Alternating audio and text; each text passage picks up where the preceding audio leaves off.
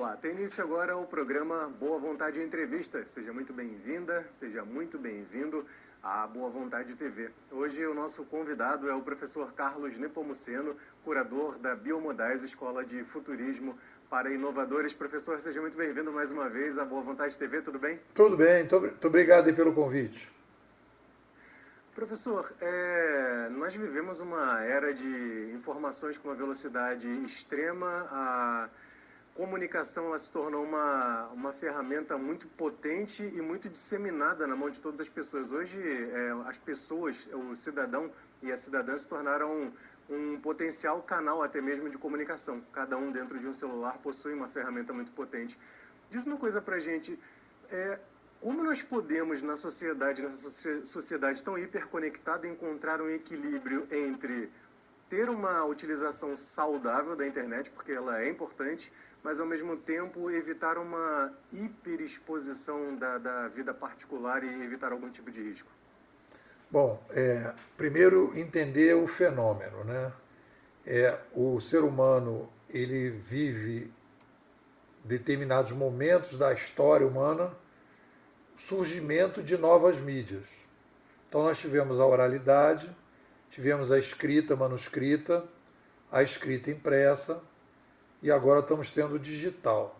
São momentos em que a mídia chega, uma nova mídia chega na sociedade e as pessoas que estavam habituadas a viver numa determinada centralização de mídia, aquela mídia permite que você tenha acesso a mais informações e mais gente consegue colocar a informação na sociedade. Então isso não é novo.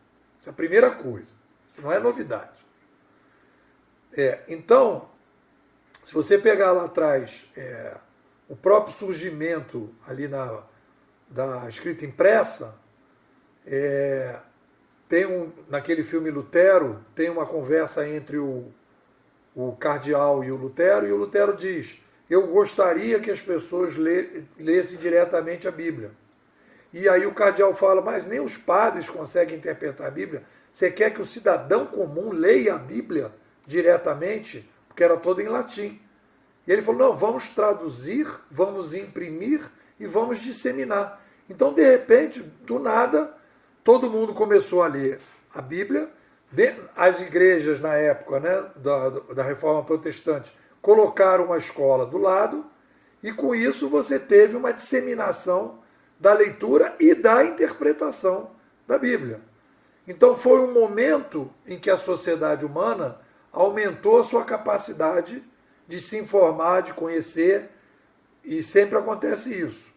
Qual é a justificativa, qual é o motivo? Por que isso acontece? Tem uma explicação. Nós crescemos a população ao longo da nossa história. E conforme a gente vai crescendo a população, a única forma que a gente tem para começar um processo de acomodação do aumento da população é descentralizando a informação, potencializando as pessoas, para que as pessoas possam participar mais dos processos operacionais e decisórios. Você pode ver que tudo que está acontecendo hoje na internet é a passagem de operações e decisões de determinado centro para o usuário. Eu compro o meu ingresso no cinema, eu acesso o meu banco, eu vou no restaurante aquilo e pego o meu prato direto, no Airbnb, eu vou lá, alugo o meu apartamento direto sem corretor, eu falo direto com o cara, no Waze eu vou dizendo, né, que tem buraco onde não tem, onde tem polícia, onde não tem, se tem engarrafamento, se não tem. Então a gente está descentralizando a informação para lidar melhor com a complexidade. Então, esse é o cenário. Não respondi a sua pergunta ainda. Fiz o cenário. Agora vou entrar na sua pergunta. A pergunta que você me faz é, bom, o que acontece? Nestes momentos de revoluções civilizacionais como essa, o que acontece? Nós temos um cérebro e uma mentalidade que foi preparada para um determinado tipo de sociedade para um determinado tipo de consumo da informação e para um determinado tipo de análise que a gente faz na sociedade. Então essa é a mentalidade pré-digital, ou a mentalidade oral escrita, em que muita gente sentava na frente do Jornal Nacional para ser informado, de manhã comprava o jornal, ia ler o jornal, ouvia o rádio. Então a sociedade tinha uma verticalização da informação e aquela verticalização criava uma centralização e criava problemas, porque a gente precisava resolver uma série de coisas e não conseguia porque estava muito centralizado, muito fechado ali naquele modelo. O que a gente vai precisar caminhar para frente, e aí tem uma frase que eu gosto muito de um pensador americano sobre o digital, que é um cidadão chamado Clay Shirk. Ele diz o seguinte: o problema não é o excesso de informação. O problema é que a gente não tem filtros adequados. Então, o que a gente vai chamar de filtros adequados? São dois tipos de filtros. Os filtros, eu vou dar um nome aqui, mas vou explicar, os filtros endógenos e os filtros exógenos. Os exógenos são os filtros de fora para dentro. Então é quando eu defino no YouTube quais são os vídeos que eu gostaria de assistir, no Twitter eu defino meus seguidores, né? No site de aplicativo de namoro eu digo eu quero namorar uma pessoa com 30 quilômetros de distância, eu quero uma pessoa religiosa, eu quero uma pessoa de tantas idades. Então eu vou criando os meus parâmetros para consumo de todo tipo de informação nos filtros exógenos, externos. Só que existe também a demanda dos filtros internos, os endógenos, em que eu preciso, porque não adianta também eu filtrar sem eu saber para que eu vou consumir informação, que tipo de informação eu vou consumir, quem que eu vou seguir, para onde que eu devo fazer. Então, isso vai demandar uma visão, e isso eu tenho discutido muito aqui na nossa escola, vai demandar uma visão em que a pessoa precisa, hoje a gente se vê, quando a gente fala de profissional, a gente se vê como um cara que trabalha numa área. É o engenheiro, é o arquiteto, é o médico. Basta você dizer que é arquiteto, tá, já entendi. Mais para frente, nós vamos sair dessa visão, digamos assim, setorista do mundo, e nós vamos caminhar para uma visão problemática do mundo. Então, o que você faz? Qual é o problema que você vai ajudar a resolver na sociedade? Então o cara vai dizer, eu sou um engenheiro especializado em construir pontes em um determinado tipo de rio que tem determinadas características. Então ele vai ser um cara que vai ter um foco, e esse foco vai ser o guia para ele ir. Isso aqui interessa, isso não interessa. E aí a gente vai aprofundar muitas das coisas da ciência, a gente vai caminhar para um mundo mais científico ainda. Se deixar, eu falo o tempo todo. Agora você pergunta, eu continuo. Professor, eu gostaria de tratar ainda desse ponto que o senhor está conversando conosco, da importância dessa necessidade de filtros, do tipo de consumo de informação que nós temos, o que é importante e o que deixa de ser importante. Porque o que nós vemos hoje, é como o senhor dizia, a comunicação ela era muito verticalizada. Hoje há uma horizontalização da informação, há uma disseminação muito grande de N tipo de informações. Na internet você encontra todos os tipos de informações possíveis, mas não necessariamente todas as informações possíveis da internet são as melhores dentro daquilo que nós necessitamos. E aí entra uma série de problemáticas, como as fake news, mesmo que seja na área de saúde, enfim, qualquer área que seja. Qual a importância desse contexto de revolução, de mudança realmente, que nós vemos uma mudança muito acelerada da nossa sociedade brasileira e mundial? qual a importância de nós termos esse filtro interno sobre o qual o senhor falava, de entender o que eu preciso realmente de informação e o que é crível e o que não é tão, que nós não devemos levar tanto assim em consideração na hora de consumir conteúdo? Olha só, tem uma coisa interessante, por exemplo, esse ano eu resolvi fazer um ano sabático de notícias. Não acompanho nada. Eu sei que estava rolando, não sei se continua rolando a guerra da Rússia com a Ucrânia, não leio, não vejo nada. Sei que a gente está vivendo uma eleição no Brasil, não sei de nada, não acompanho nada. Aí você vai falar, mas você está desinformado então, né? Pô, não estou não. O tempo que eu perdia na fofoca, porque 98% do que rola é fofoca, eu estou me dedicando a ler livros. Então é como se eu tivesse saído da hipermicro história e tivesse subido um pouco o meu degrau, e hoje eu estou trabalhando numa espécie assim de meso-história. Então, ao ler os autores, eu começo a ver como esses autores que, vamos supor, que de alguma forma eles vão fazendo a cabeça geral do pessoal, eu começo a entender quais são as diferentes vertentes dos pensamentos que estão andando na sociedade antes da fofoca. E aí eu consigo ter uma visão mais geral. Porque como a gente tem, e isso é interessante, quanto mais o mundo fica rápido, quanto mais as mudanças no micro cenário são rápidas, mais eu preciso me agarrar ao que não muda. Mais eu preciso ir para o estrutural e menos para o conjuntural. Então, hoje nós temos uma demanda. Qual é o grande macete para você filtrar? É você perceber o que são as estruturas. Então, a gente vai ter a necessidade de ganhar uma capacidade de filtro para que a gente possa perceber as grandes estruturas, as coisas que não mudam, para depois a gente ver o que muda um pouquinho, o que muda mais um pouquinho e o que muda muito.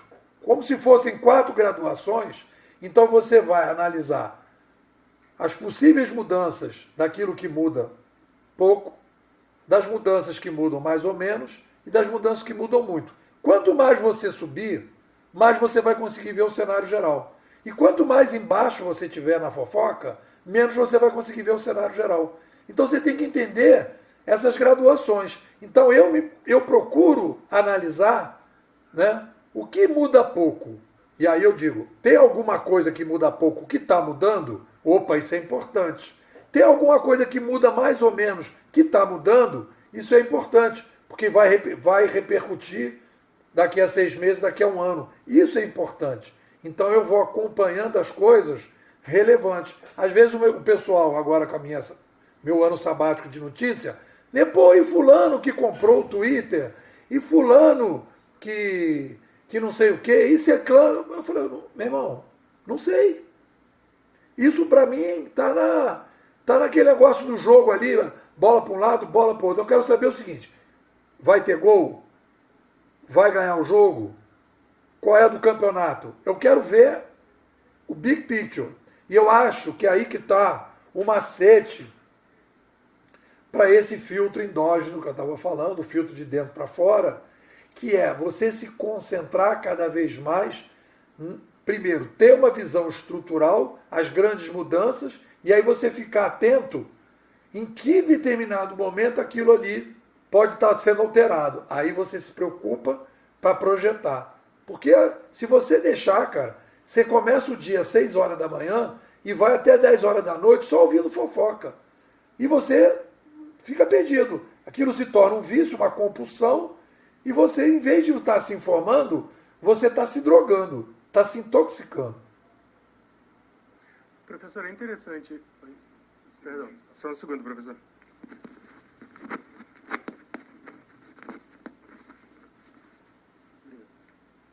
Pode ir? Professor, é interessante essa experiência a qual o senhor se propôs realizar, porque eu tenho visto muitas notícias de de pessoas que estão buscando exatamente isso, se desconectar um pouco dessa velocidade, dessa quantidade tremenda de informações, como o senhor dizia, a internet ela suga demais a atenção da pessoa, suga o tempo.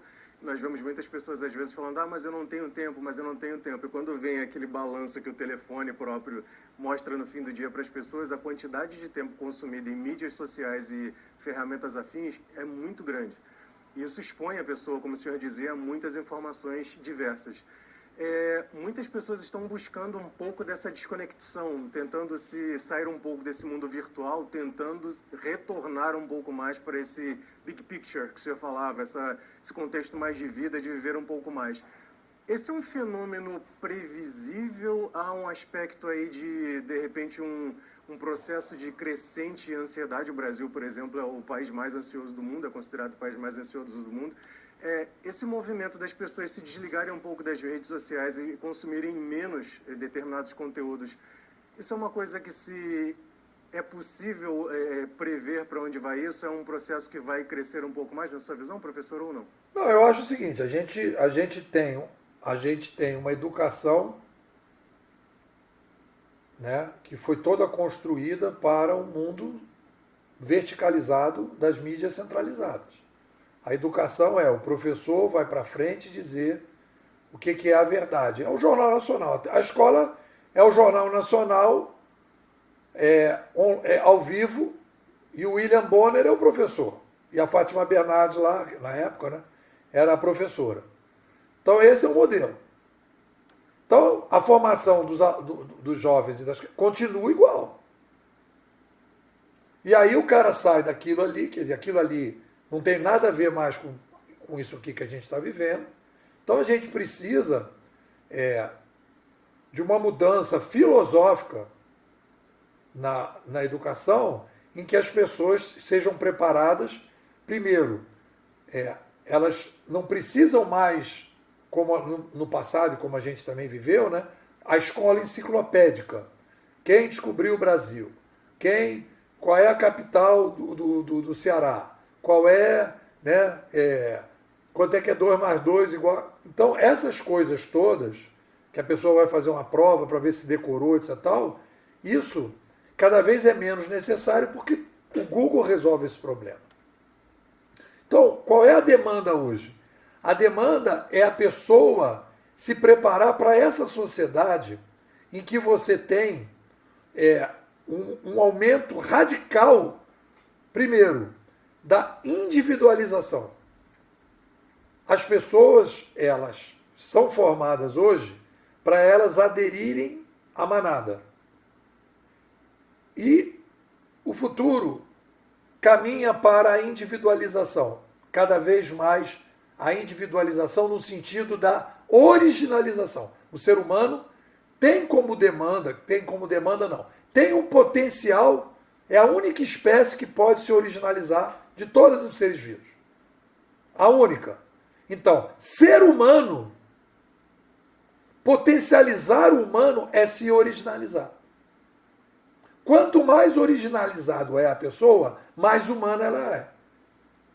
Quando a gente vive uma mídia centralizada, uma sociedade centralizada, a gente vai reduzindo a taxa de originalização. Então, a grande demanda hoje é a passagem da baixa originalização para o aumento gradual da originalização. Então isso é um embate, a gente vai viver algumas décadas aí com essa dificuldade, um despreparo. E aí a gente precisa preparar os jovens, né? Porque aí o cara já usa o digital. O jovem está pronto para o digital. Não. O jovem não está pronto para o digital. Ele está pronto, o que ele está pronto hoje é para mexer no celular e saber como funciona. Agora, ele não está bem posicionado em relação à informação, ele não está bem posicionado em relação ao conhecimento, ele não está bem posicionado na direção da originalização, né? Então, a gente precisa dar uma guinada nesse processo. E aí, de maneira geral, quando eu converso com os educadores, eles não estão tendo a visão do cenário como a gente tem apresentado, como eu acho que se aproxima dos fatos, e a gente está nesse período que é típico do início das novas civilizações, confuso, que gera ansiedade, bagunçado, e isso tudo faz parte. Professor, eu vou chamar um breve intervalo nessa nossa conversa aqui no programa Boa Vontade Entrevista, deixando o convite a você, amigo telespectador, amiga telespectadora. Fique conosco, voltamos em instantes. Pode ir? Alguma coisa?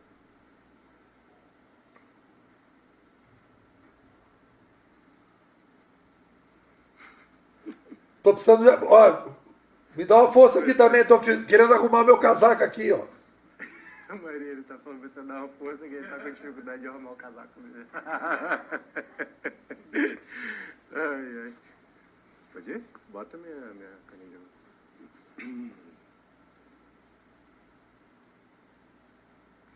Qual era aquela sugestão sua do encerramento? Você lembra? Fala um pouco da escola, falar do meu zap.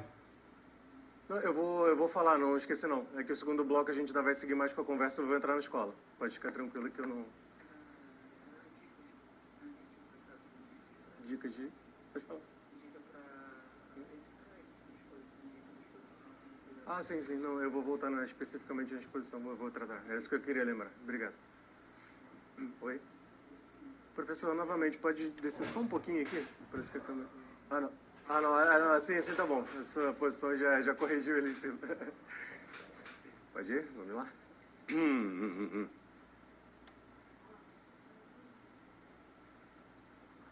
Sim.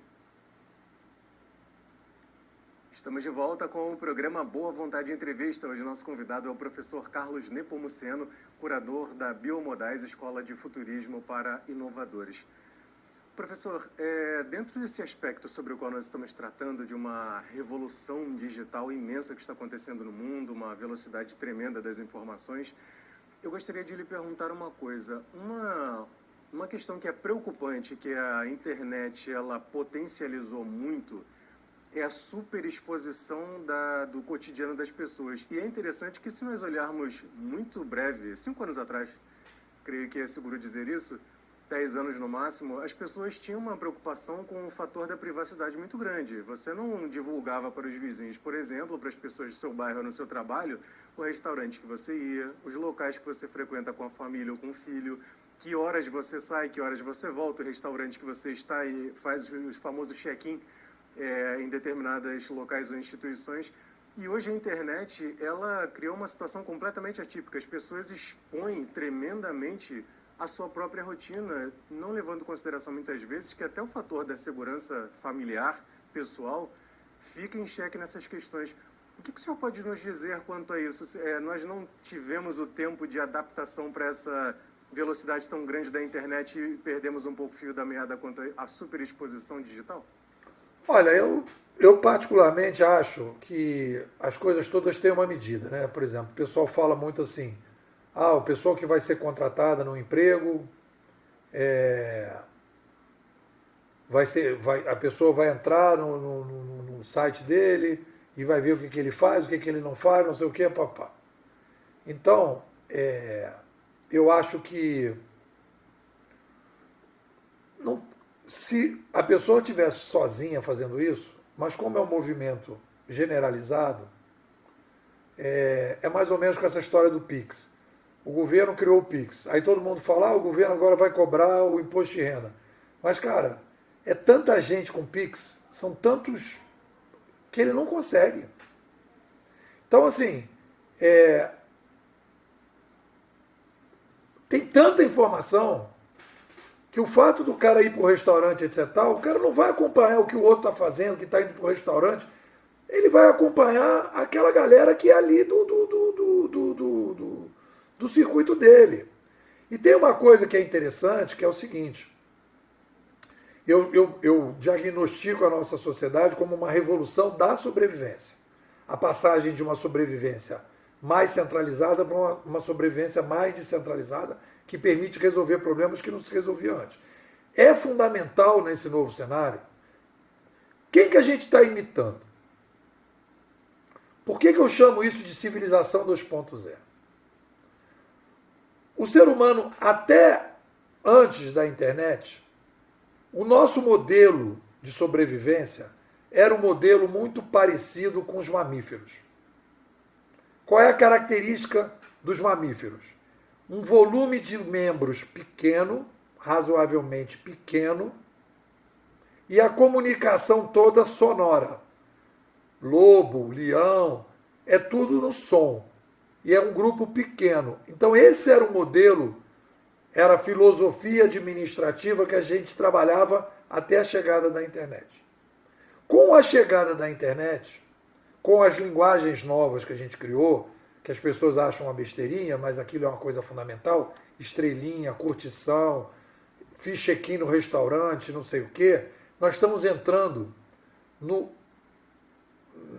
na imitação, principalmente, das formigas. É um modelo de sobrevivência das formigas. Como é que as formigas se administram com tanta gente como a gente tem agora?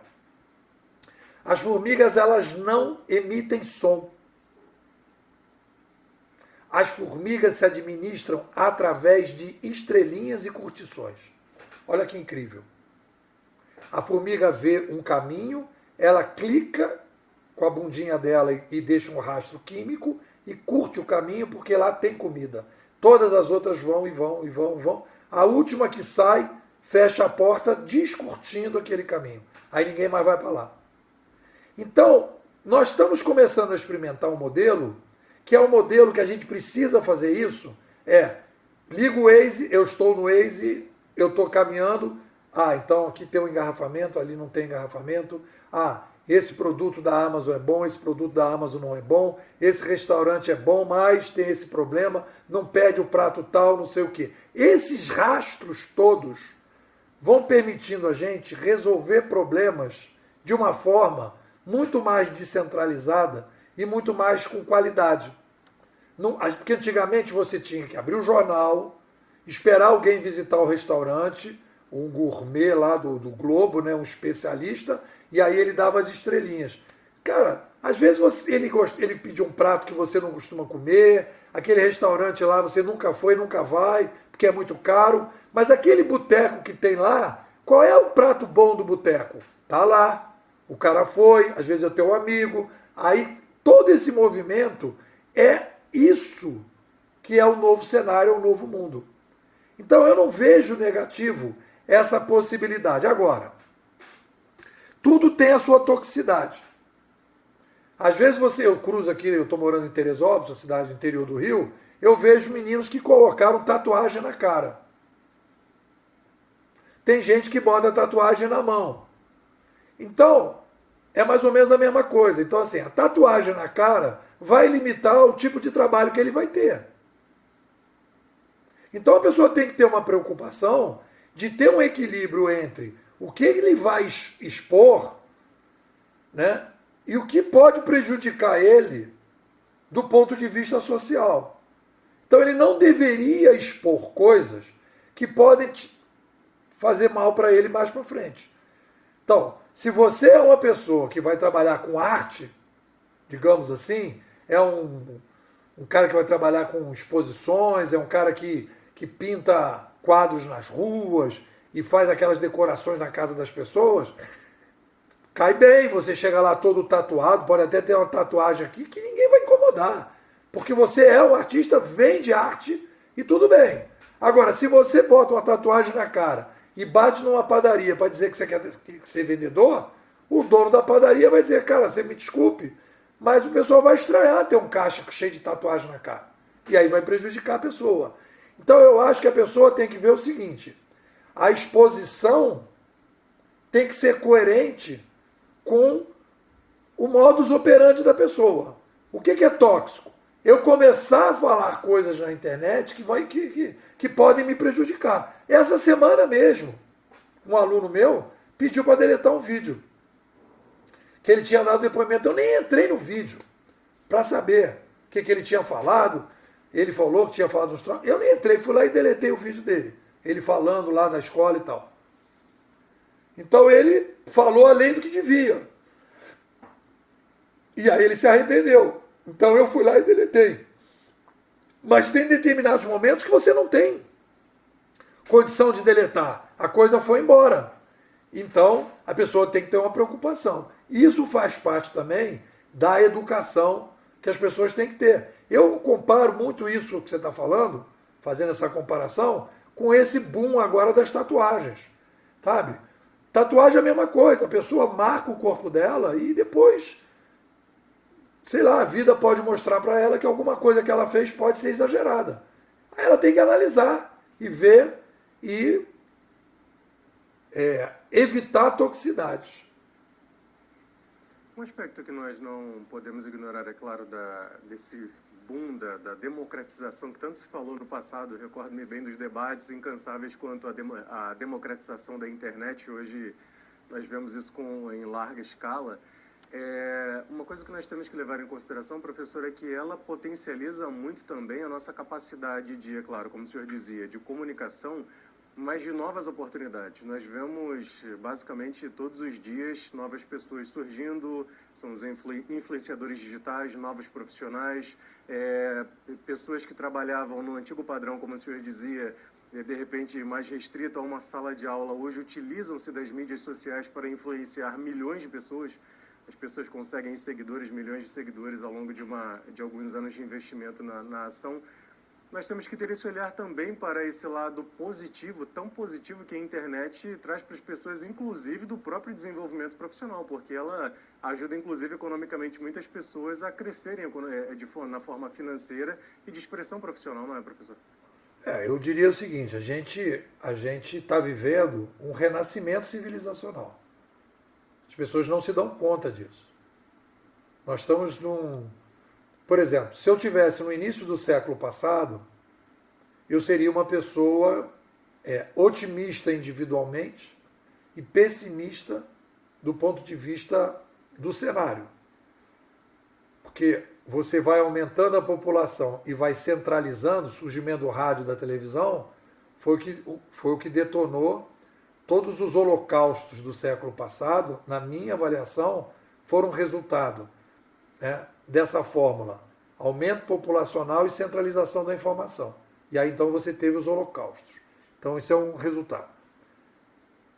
O século XXI é diferente. O século XXI, a gente está entrando no renascimento.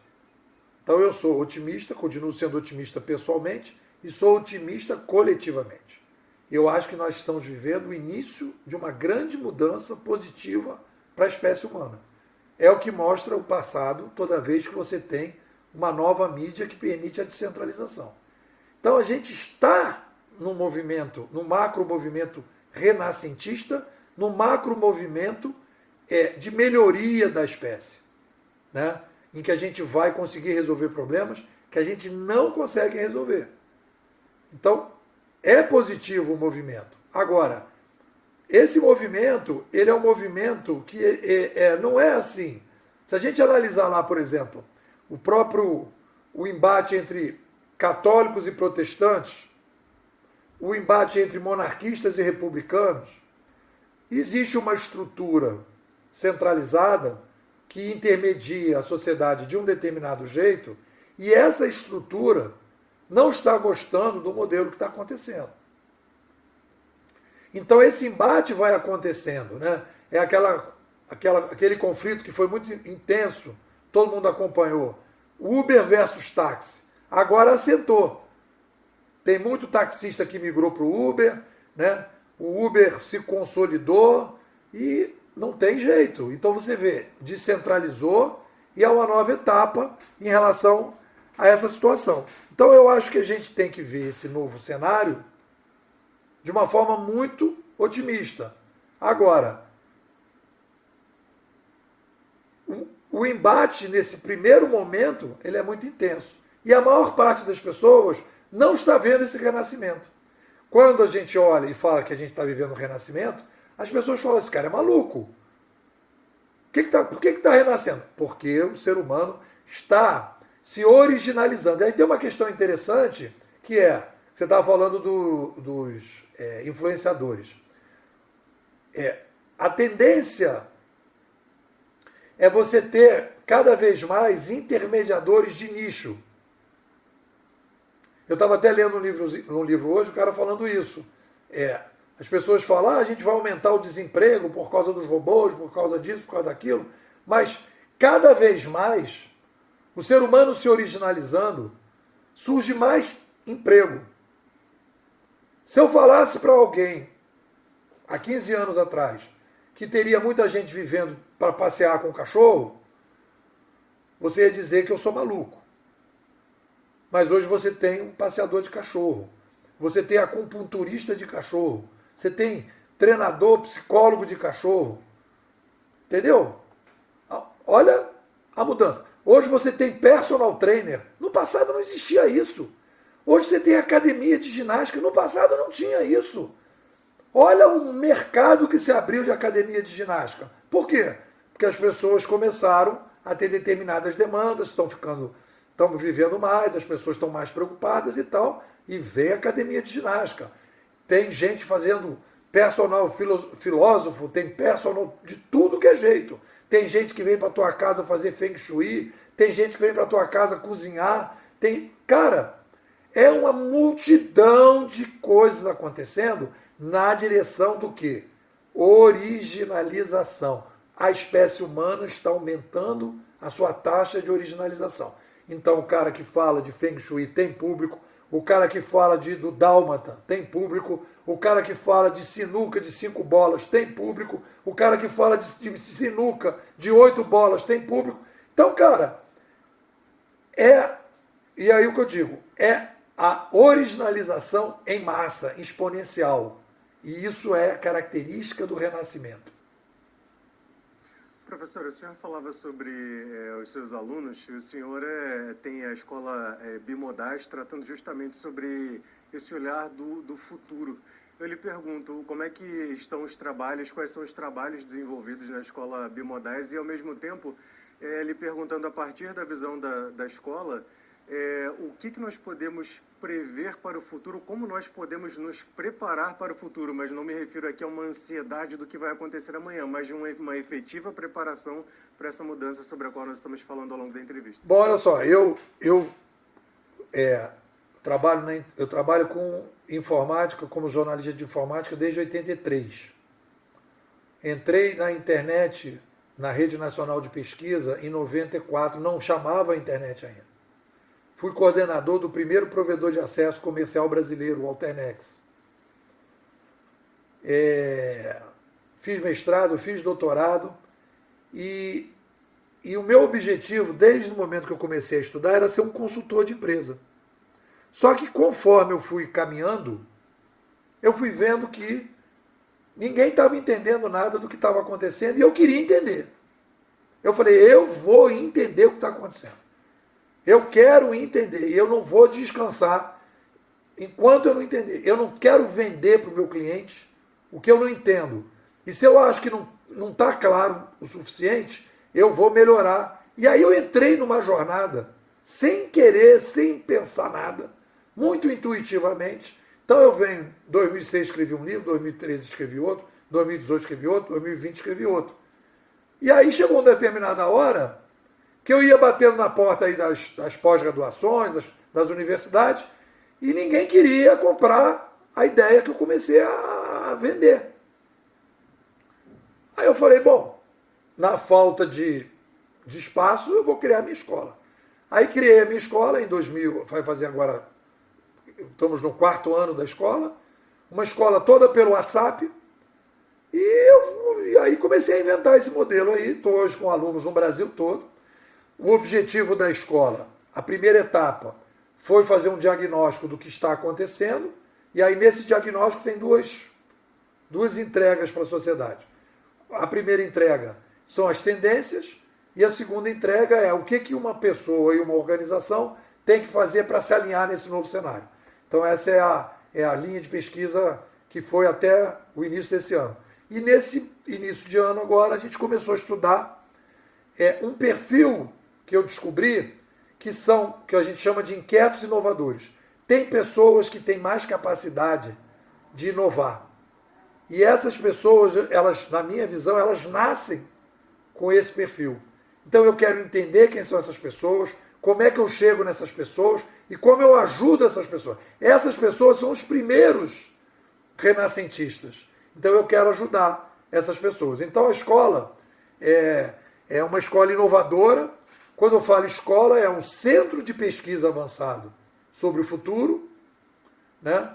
Que as pessoas ficam comigo de 6 em 6 meses e vão renovando, e eu todo dia vou botando para eles assuntos e vamos discutindo e vamos caminhando. Modelo parecido que acontecia na Grécia também, em que você tinha lá um filósofo, um curador qualquer lá, e aí as pessoas em torno daquele pensamento, daquele cidadão, eles iam se agrupando e ficando ali, trocando. Então esse é o modelo da Bimodais.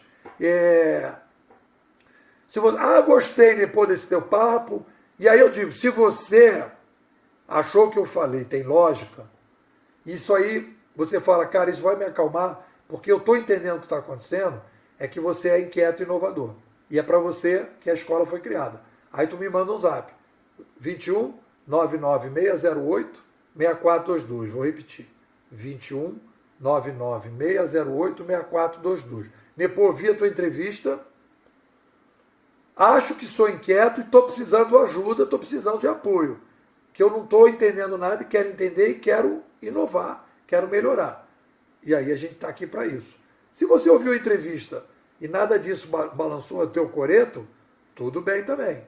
Pode acompanhar a escola, pode ouvir as minhas coisas e tal, mas talvez você não esteja ainda pronto ou não queira participar da escola. Professor, eu gostaria muito de agradecer mais uma vez a sua gentileza, sempre atencioso conosco ao longo dos anos, participando aqui do programa Boa Vontade de Entrevista. Até uma próxima oportunidade. Eu que agradeço, muito bom, eu gostei muito da entrevista.